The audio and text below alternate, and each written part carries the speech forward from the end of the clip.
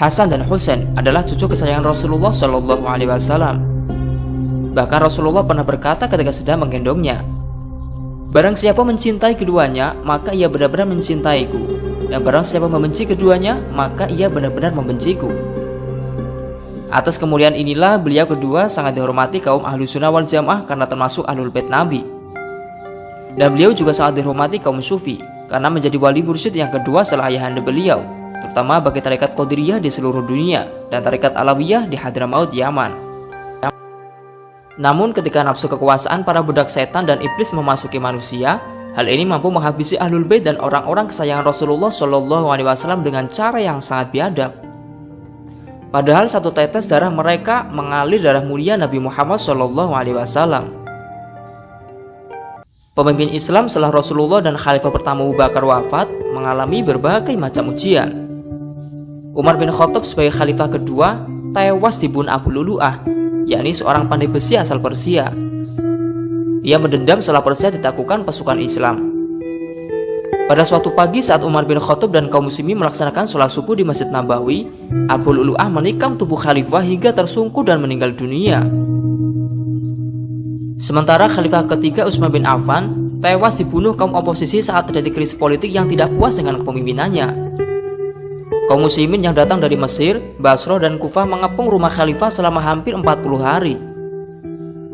Utsman bin Affan akhirnya tewas dihujam 2 tombak pendek milik para oposisi. Dan Ali bin Abi Thalib sebagai khalifah keempat meninggal dunia dibunuh Abdurrahman bin Muljam, yakni seorang kaum Khawarij. Ketika ia sedang wudhu untuk menunaikan sholat subuh, Abdurrahman bin Muljam yang datang tiba-tiba mengayunkan pedangnya yang terhunus.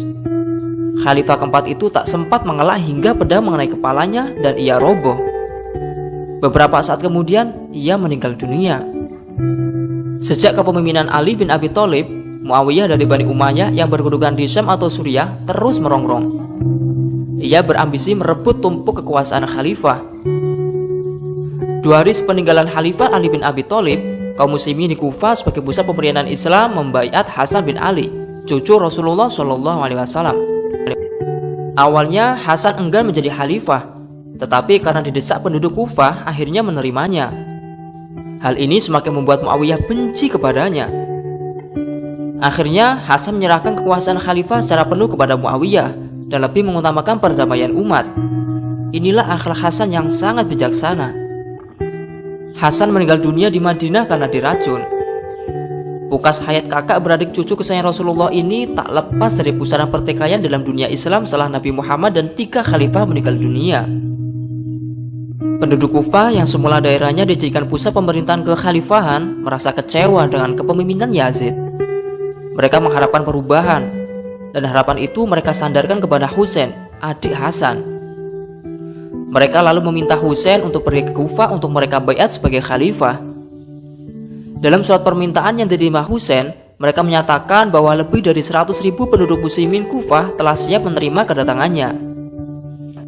Kebencian Muawiyah kepada Ali bin Abi Thalib dan kebencian Muawiyah kepada Hasan terus berlanjut ketika Yazid bin Muawiyah berkuasa yang membenci Husain, adiknya Hasan.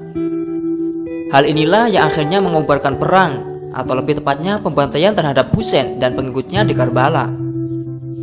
Pada hari ke-10 bulan Muharram di tahun 61 Hijriah, selepas menunaikan sholat subuh, Husain bergegas keluar tenda dan menaiki kuda kesayangannya. Pria itu menatap pasukan tengah mengepungnya. Mulailah dia berpidato yang begitu indah dan menyentuh hati. "Lihat nasabku, pandangilah siapa aku ini. Lantas lihatlah siapa diri kalian. Perhatikan apakah halal bagi kalian untuk membunuhku dan menciderai kehormatanku. Bukankah aku ini putra dari anak perempuan nabimu? Bukankah aku ini anak dari Wasy dan keponakan nabimu yang pertama kali beriman kepada ajaran nabimu? Bukankah Hamzah pemuka para syuhada adalah pamanku? Bukankah Ja'far yang akan terbang dengan 2 sayap di surga itu pamanku? Tidakkah kalian mendengar kalimat yang viral di antara kalian bahwa Rasulullah Shallallahu Alaihi Wasallam berkata tentang saudaraku dan aku, keduanya adalah pemuka dari pemuda ahli surga. Jika kalian percaya dengan apa yang aku sampaikan, dan sungguh itu benar, kan aku tak pernah berdusta. Tapi jika kalian tidak mempercayaiku, maka tanyalah Jabir bin Abdullah al-Ansori, Abu Sa'id al-Khudri, Sahal bin Sa'ad, Zaid bin Al-Qab, dan Anas bin Malik yang akan memberitahu kalian bahwa mereka pun mendengar apa yang Nabi sampaikan mengenai kedudukan saudaraku dan aku. Tidakkah ini cukup menghalangi kalian untuk menumpahkan darahku? Seru Husain. Namun mereka yang telah terkunci hatinya tidak akan tersadar. Pasukan yang mengepung atas perintah Ubaidillah bin Yazid itu memaksa Husain bin Ali untuk mengakui kekuasaan Khalifah Yazid bin Muawiyah. Tidakkah ini menjadi pelajaran bagi kita semua bahwa pertarungan di masa Khalifah dulu itu sampai mengorbankan nyawa seorang cucu Nabi Muhammad SAW. Sayyidina Husain terbunuh di Karbala pada tanggal 10 Muharram. Pasukan memukul kepala Husain dengan pedang hingga berdarah. Husain membalut luka di kepalanya dengan merobek kain jubahnya, dan dengan cepat balutan kain terlihat penuh dengan darah Husain. Ada yang kemudian melepaskan panah dan mengenai leher Husain, namun beliau masih hidup sambil membalik lehernya menuju ke arah sungai karena kehausan. Syamir bin Zil Zauzan memerintahkan pasukannya menyerbu Husain. Mereka menyerang dari segala penjuru. Mereka tak memberinya kesempatan untuk minum. Yang membunuh Husain dengan tombaknya adalah Sinan bin Anas bin Amr Nakhai, dan kemudian dia menggorok leher Husain dan menyerahkan kepala Husain kepada Khawali bin Yazid. Na'udzubillah min dzalik. Ibnu Katsir mencatat 72 orang pengikut Husain yang terbunuh hari itu.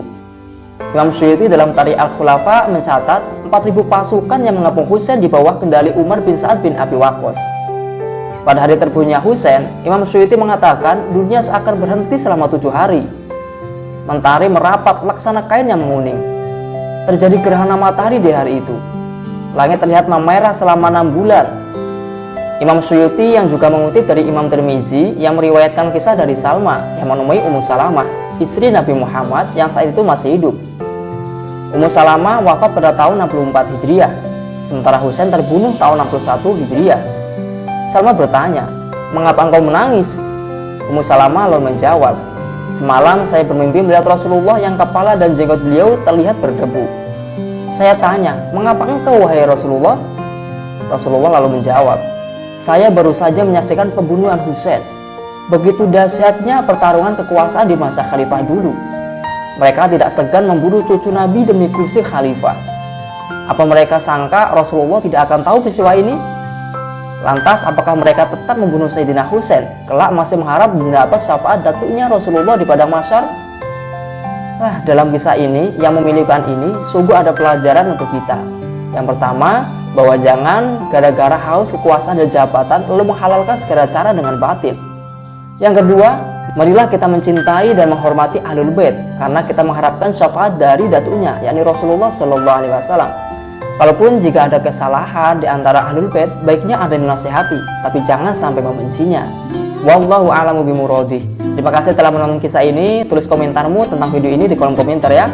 Semoga kisah ini bermanfaat untuk kita semua, khususnya para penguasa dan para pejabat negara. Jangan lupa tinggalkan saja dengan cara klik subscribe, komen, dan share sebanyak-banyaknya video ini agar channel ini semakin eksis dalam mensiarkan kebaikan. Wassalamualaikum warahmatullahi wabarakatuh.